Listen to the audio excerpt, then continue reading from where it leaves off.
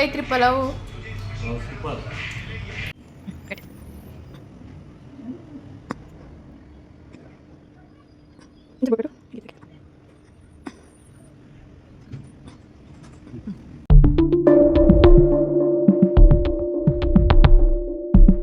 Hi hello ನಮಸ್ಕಾರ, welcome to my YouTube channel Deepu lifestyle Kannada YouTube ಚಾನಲ್ಗೆ ಸ್ವಾಗತ. ಎಲ್ಲರೂ ಹೇಗಿದ್ದೀರಿ? ಎಲ್ಲರೂ ಚೆನ್ನಾಗಿದ್ದೀರಾ ಅಂದ್ಕೊಂಡಿದ್ದೀರಿ. ಇವತ್ತು ಆಷಾಢ ಕೊನೆಯ ದಿನ. ಭೀಮ್ನ ಅಮಾವಾಸ್ಯೆ ಹೇಗೆ ಬಂತು ಅಂತ ಒಂದು ಪುರಾಣ ಕಥೆ ಇದೆ, ಹೇಳ್ತೀನಿ ಕೇಳಿ. ಒಂದ್ಸಲ ನದಿಯ ಮೇಲೆ ಕಣ್ಣಿಟ್ಟ ಕೀಚಕನನ್ನು ಭೀಮ ವಧೆ ಮಾಡಿದ ದಿನವೆಂದು ಪ್ರತಿ ವರ್ಷ ಜ್ಯೋತಿರ್ಭೀಮೇಶ್ವರ ವ್ರತವನ್ನಾಗಿ ಆಚರಿಸುತ್ತಾರೆ ಎಂಬ ಈ ಹಿಂದೆ ಮತ್ತೊಂದು ರೋಚಕ ಕಥೆ ಇದೆ. ರಾಜನೊಬ್ಬ ಸತ್ತ ಮಗನ ಶವನೊಂದಿಗೆ ಬಡ ಬ್ರಾಹ್ಮಣ ಮಗಳನ್ನು ಕೊಟ್ಟು ಮದುವೆ ಮಾಡುತ್ತಾನೆ. ತಂದೆ ಅಣತಿಯಂತೆ ಮಗಳ ಶವವನ್ನು ಒರೆಸುತ್ತಾಳೆ. ನಂತರ ಶವ ಸುಡಲು ನದಿ ತಟಕ್ಕೆ ಹೋದಾಗ ಮಳೆ ಆರಂಭವಾದ ಕಾರಣಕ್ಕೆ ಎಲ್ಲರೂ ಶವವನ್ನು ಅಲ್ಲೇ ಬಿಟ್ಟು ಓಡುತ್ತಾರೆ.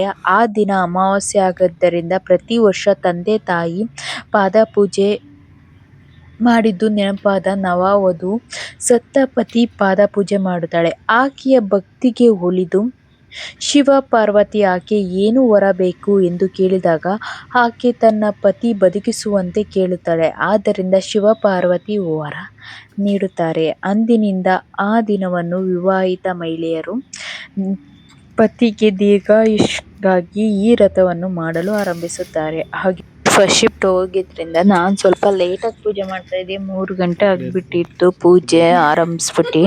ಸೊ ಹಾಗೆ ಪೂಜೆ ಮಾಡ್ತಾ ಇದ್ದೆ. ಗಂಧ ಕಡ್ಡಿ ಹಚ್ಚಿ ಹೂವೆಲ್ಲ ಫಸ್ಟ್ ಕಾಲು ತೊಳೆದೆ. ನಂತರ ಹೂವೆಲ್ಲ ಇಟ್ಟು ಅರಿಶಿನ ಕುಂಕುಮ ಇಟ್ಟು ವಿಭೂತಿ ಇಡೋರು ಇಡ್ತಾರೆ, ಬಟ್ ನಾನೇನು ವಿಭೂತಿ ಏನು ಇಡಲಿಲ್ಲ, ಅರಿಶಿನ ಕುಂಕುಮನೇ ಇಟ್ಟೆ. ಆನಂತರ ಗಂಧ ಕಡ್ಡಿ ಹಚ್ಚಿ ದೀಪದ ಆರತಿ ತೆಗೆದ್ರೆ ಮುಗೀತು ಪೂಜೆ, ಅಷ್ಟೇ. ಆಚರಣೆ ಮಾಡ್ತೀವಿ ಅಂದರೆ ಮಹಿಳೆಯರು ಈ ದಿನ ಉಪವಾಸ ವ್ರತದಲ್ಲಿ ಆಚರಣೆ ಮಾಡ್ತಾರೆ.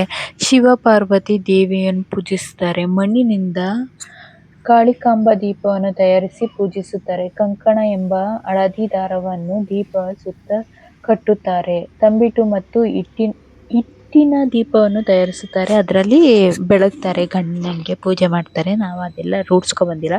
ಏನೇನು ರೂಢಿಸ್ಕೊಬಂದಿದ್ದೀವೋ ಅದು ಮಾತ್ರ ಮಾಡ್ತೀನಿ. ನಾನು ಬರೀ ಜಸ್ಟ್ ಪೂಜೆ ಮಾತ್ರ ಮಾಡೋದು ಅಷ್ಟೇ, ಇನ್ನೇನು ಮಾಡಲ್ಲ. ನಾನು ಮಾತ್ರ ಉಪವಾಸ ಕೂಡ ಏನೂ ಇರಲ್ಲ. ಸೊ ಹಾಗೇ ಪೂಜೆ ಮಾಡ್ತಾಯಿದ್ದೆ. ನಮ್ಮ ಮನೆಯವರು ಕೂಡ ಕಾಮಿಡಿ ಮಾಡ್ತಾಯಿದ್ರು, ಅದನ್ನೇ ಕುಡಿಬೇಕು ಕಣೆ ಹಂಗೆ ಹಿಂಗೆ ಅಂತ ಇದ್ರು. ಕುಡಿತೀನಿ ಬನ್ನಿ ಅಂದ್ಕೊಂಡು ಆಶೀರ್ವಾದ ತಗೋತಾ ಇದ್ದೆ ಕೊನೆಯಲ್ಲಿ. ಆ್ಯಂಡ್ ಮಾಮೂಲಿ ಅವರು ದಕ್ಷಿಣೆ ಅಂತ 500 ಕೊಡ್ತಾರೆ ಯಾವಾಗಲೂ ಅಷ್ಟೇ. 500 ಕೊಟ್ಟರು. ಇವಾಗ ಅರಿಶಿನ ಕುಂಕುಮ ಫಸ್ಟೇ ಹಾಕೋಬೇಕಿತ್ತು, ನಾವು ಮರ್ತ್ಕೊಬಿಟ್ಟು ಲಾಸ್ಟಲ್ಲಿ ಹಾಕೋತಾ ಇದ್ದೋ. ನಮ್ಮ ಮನೆಯವ್ರಿಗೆ ನಾನು ಹಾಕೋ, ನಮ್ಮ ಮನೆಯವ್ರು ನಂಗೆ ಹಾಕ್ತಾಯಿದ್ರು. ಅಲ್ಲಿ ಯಾರು ಹೇಳ್ಕೊಡೋರು ಯಾರೂ ಇರಲಿಲ್ಲ, ದೊಡ್ಡವರು. ನಮ್ಗೆ ಹೆಂಗೆ ಬರುತ್ತೆ ಹಂಗೆ ಬಂದು ಮಾಡ್ಕೊತಾ ಇದ್ದು.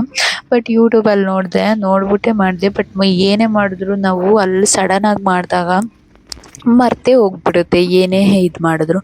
ದಾರ ಕಟ್ಟಿದ್ನಲ್ಲ, ಅದಕ್ಕೆ ಅರಿಶಿನ ಕುಂಕುಮ ಹಾಕ್ಕೊತಾ ಇದ್ದೆ. ಕಂಕಣ ಕಟ್ಕೋಬೇಕಿತ್ತು. ಅವಾಗ ನಮ್ಮ ಮನೆಯವ್ರಿಗೆ ನಾನು ಕಟ್ತಾ ಇದ್ದೆ, ನನಗೆ ಅವ್ರು ಕಟ್ತಾರೆ ಲಾಸ್ಟಲ್ಲಿ. ಹಾಗೆಯೇ ದೊಡ್ಡದಾಗಿ ಕಟ್ಬಿಟ್ಟಿದ್ದೆ, ಅದಕ್ಕೇ ಹೊಟ್ಟೆಗೆ ಕಟ್ಟಂಗೆ ಕಟ್ಟಿದೆಯಲ್ಲ ಅಂದ್ಕೊಂಡು ರೇಗಿಸ್ತಾ ಇದ್ರು ನಮ್ಮ ಮನೆಯವರು. ಇಲ್ಲ ಕಣನ್ ಸುಮ್ಮನಿರಿ, ಎರಡೆಳೆ ಇದು ಮಾಡ್ತೀನಿ ಅಂದ್ಕೊಂಡು ಹೇಳ್ತಾ ಇದ್ದೆ ನಾನು. ನನಗೆ ಮಾತ್ರ ಚಿಕ್ಕದಾಗಿ ಕಟ್ಕೊಂಡಿದ್ದೆ, ನನಗೆ ಚಿಕ್ಕ ಕೈ ಅಲ್ವಾ ಅಂದ್ಕೊಂಡು ಚಿಕ್ಕದಾಗಿ ಕಟ್ಟಿದ್ದೆ. ಅದಕ್ಕೆ ನಿಂಗೆ ಮಾತ್ರ ಚಿಕ್ಕದಾಗಿ ಕಟ್ಟಿದ್ದಿಲ್ಲ ಅಂದ್ಕೊಂಡು ಇದು ಮಾಡ್ತಾಯಿದ್ರು. ಭೀಮ್ನ ಅಮಾವಾಸ್ಯೆ ಹೀಗಿತ್ತು. ಆ ನಂತರ ಬಾಯಲ್ಲಿ ನೀರು ಉರಿಸುವಂಥ ಪನ್ನೀರ್ ಪಲಾವ್ ಹೇಗೆ ಮಾಡೋದು, ಮನೇಲಿ ಇರೋ ಐಟಮ್ಸ್ನ ಬಳಸಿ ಹೇಗೆ ಮಾಡೋದು. ಮಸಾಲೆ ಪದಾರ್ಥ ಜಾಸ್ತಿ ಇರೋಲ್ಲ, ತುಂಬ ಚೆನ್ನಾಗಿರುತ್ತೆ. ನೀವು ಕೂಡ ಒಮ್ಮೆ ಟ್ರೈ ಮಾಡಿ ಮನೇಲಿ. ಫಸ್ಟು ಈರುಳ್ಳಿ ಹೆಚ್ಕೊಂಡಿದ್ದೀನಿ, 1 ಈರುಳ್ಳಿ ತೊಗೊಂಡಿದ್ದೀನಿ, 3 ಟೊಮೊಟೊ ತೊಗೊಂಡಿದ್ದೀನಿ. ಆಮೇಲೆ ಸ್ವಲ್ಪ ಪನ್ನೀರ್ ತೊಗೊಂಡಿದ್ದೀನಿ, 250 ಗ್ರಾಮ್ಸು. ಟೂ ಈರುಳ್ಳಿ ತೊಗೊಂಡಿದ್ದೀನಿ. ಆಮೇಲೆ ಬೆಳ್ಳುಳ್ಳಿ ಶುಂಠಿ ಪೇಸ್ಟ್ ಇತ್ತು, ಇಲ್ಲಾಂದರೆ ಹಾಗೆಯೇ ಹಾಕ್ಕೋಬೋದು ಬೆಳ್ಳುಳ್ಳಿ ಶುಂಠಿನ. ಸೊ ಹಾಗೆಯೇ ಕೊತ್ತಂಬರಿ ಸೊಪ್ಪು ಮತ್ತು ಮೆಣಸಿನ್ಕಾಯಿ ತೊಗೊಂಡಿದ್ದೀನಿ. ಮಸಾಲೆ ಸ್ಪೈಸಸ್ ತೊಗೊಂಡಿದ್ದೀನಿ, ಜಾಯಿಕಾಯಿ ಪತ್ರೆ ಆ್ಯಂಡ್ ಪಲಾವ್ ಎಲೆ, ಚಕ್ಕೆ ಲವಂಗ,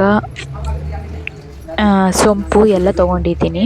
ಹಾಗೆಯೇ ಮೊದಲಿಗೆ 1 2 ಸ್ಪೂನ್ ಎಣ್ಣೆ ಹಾಕ್ಕೊತಾ ಇದ್ದೀನಿ, ಏಕೆಂದರೆ ಸ್ಪೈಸಸ್ ಹಾಕಬೇಕು. ಖಾರದ ಪುಡಿ ಹಾಕ್ತಾಯಿದ್ದೀನಿ. ಆ ನಂತರ ಅರಿಶಿನ ಪುಡಿ ಹಾಕ್ತಾಯಿದ್ದೀನಿ. ಆ ನಂತರ ಗರಂ ಮಸಾಲ ಹಾಕ್ತಾ ಇದ್ದೀನಿ. ಏನಕ್ಕೆ ಅಂತ ಕ್ಯೂರಿಯಾಸಿಟಿನಾ ನಿಮಗೆ? ಗರಂ ಮಸಾಲ ನಿಮ್ಮ ಮನೇಲಿ ಯಾವ್ದು ಬಳಸ್ತೀರ ಅದು ಹಾಕ್ಬೋದು, ತುಂಬ ಚೆನ್ನಾಗಿರುತ್ತೆ ಗರಂ ಮಸಾಲ.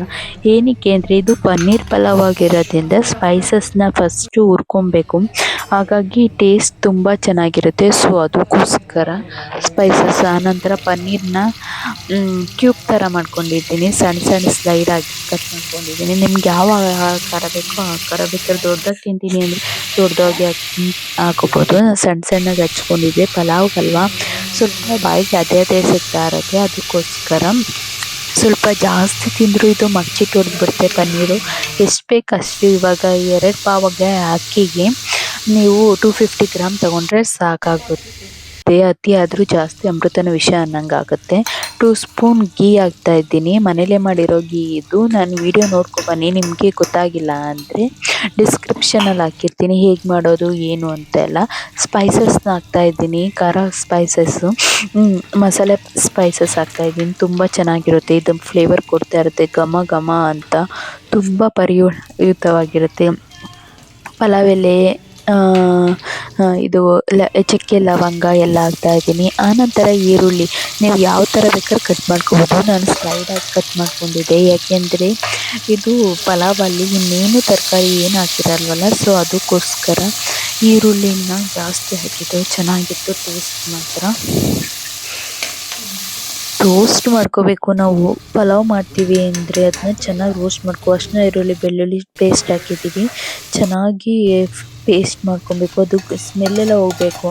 ಆನಂತರ ಟೊಮೊಟೊ ಹಾಕ್ಕೊತಾ ಇದ್ದೀನಿ. ಟೊಮೊಟೊ ಏನಾರ ಜಾಸ್ತಿ ಹುಳಿ ಇದೆ ಅಂದರೆ 2 ಹಾಕ್ಕೊಳ್ಳಿ, ಜಾಸ್ತಿ ಹುಳಿ ಇಲ್ಲ ಅಂದರೆ ನೀವು 3 ಹಾಕ್ಕೊಳ್ಳಿ.